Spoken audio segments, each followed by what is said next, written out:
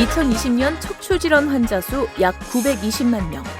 전체 인구 5명 중 1명은 척추질환으로 고통받고 있습니다.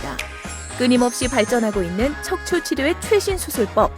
사측방 유합술의 모든 것을 알려드립니다.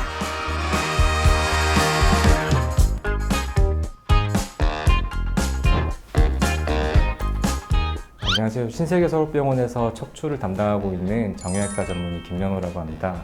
지금 현대인의 일상생활 중에서 척추 질환이 많아질 수밖에 없는 습관이라든지 자세가 굉장히 많습니다.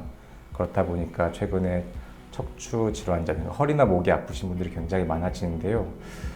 이제 아쉽게도 이 척추 분야는 아직도 수술법이 불완전한 면이 있습니다.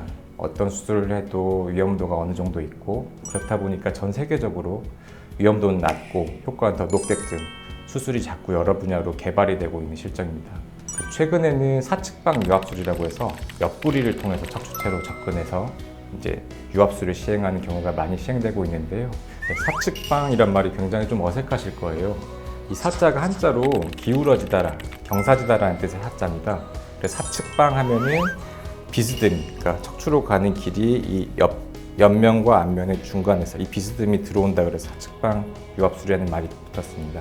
유합술, 즉 뼈랑 붙게 하는 이 치료는 가장 중요한 게 허리 주변에 있는 근육을 보존하고 뼈나 인대 등을 최대한 안 건드리는 게 중요한 치료인데, 어색하게 들리실지 모르겠지만 이렇게 옆구리로 들어가는 접근 방식이 우리 몸에 가해지는 손상은 가장 적습니다. 그래서 위험성도 굉장히 낮고 뼈가 붙는 속도도 굉장히 빠르면서 회복이 빠르기 때문에 최근 여러 곳에서 많이 시행되고 있는 수술입니다. 자, 이제 수술이 결국에는 환자 몸에 좋게 하는 게 제일 중요하지 않습니까?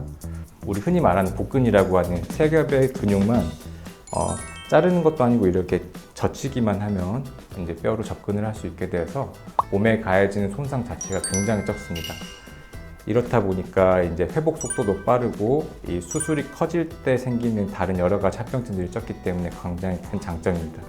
후방으로 접근해서 신경을 직접 보고 하는 수술들은 이제 신경을 직접 보고 이렇게 젖히고 만지고 하는 수술이다 보니까 좀 더 효과적으로 감압, 이제 신경 주변에 누르는 걸 없앨 수 있는 반면에 신경에 미세한 손상들이 가해지는 경우들이 있습니다.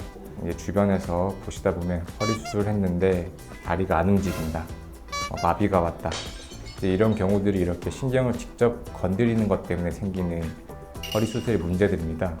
이 사측방 유합술은 신경을 직접 건드리는 게 아니라 근본적인 원인, 즉 디스크가 낮아지면서 생기는 그 근본적인 원인을 고치면서 신경은 직접 건드리지가 않기 때문에 신경 손상이 최소화될 수 있는 장점이 있습니다.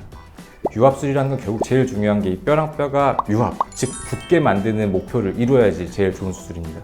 기존에 하던 후방 유합술은 뼈랑 뼈가 붙게 하는 그 공간에 넣을 수 있는 인공뼈의 양이 굉장히 제한적일 수밖에 없습니다. 뒤에서 바라보고 있기 때문에 볼 수 있는 공간도 제한적이고 넣을 수 있는 뼈의 양도 제한적이었는데, 사측방, 옆으로 들어갈 때 보이는 이 뼈랑 뼈 사이 공간은 굉장히 넓기 때문에 아주 큰 인공뼈를 사용할 수가 있고, 이러한 경우에 뼈랑 뼈가 붙는 유합율이라고 합니다. 유합된 정도가 훨씬 높기 때문에 이 유합 속도가 빨라지고 잘 붙어서 이러한 측면에서도 좋은 수술이라고 할 수 있습니다.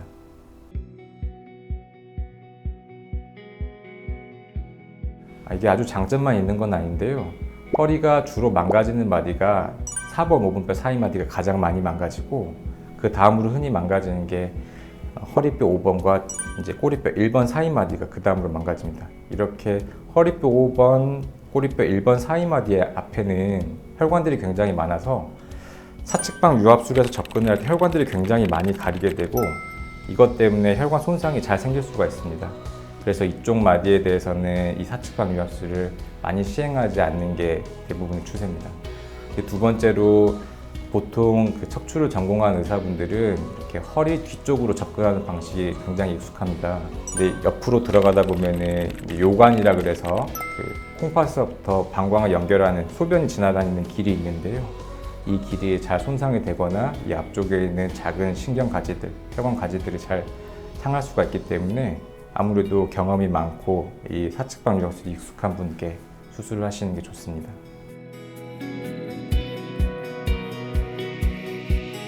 이게 이제 유압술이 필요한 질환은 허리의 전방전이증이라고 해서 뼈와 뼈가 엇갈리면서 협착증이 생긴 경우가 가장 흔합니다.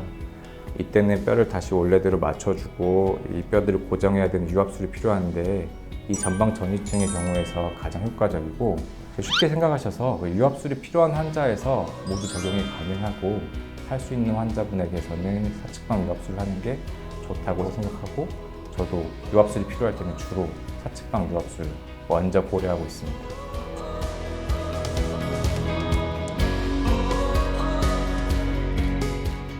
복부를 약간 자극을 하기 때문에 다른 유압술에 비해서 복부 장 운동이 돌아온 속도가 약간 더 느릴 수가 있습니다. 그래서 길게는 48시간까지 등식을 하는 경우도 있습니다.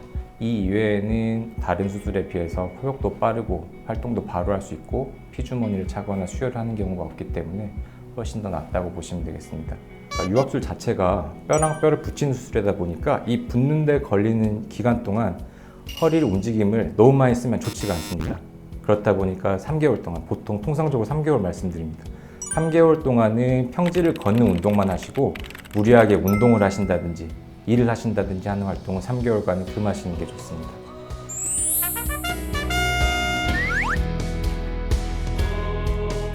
지금까지 사측방 유압술에 대해서 간단하게 말씀드렸습니다.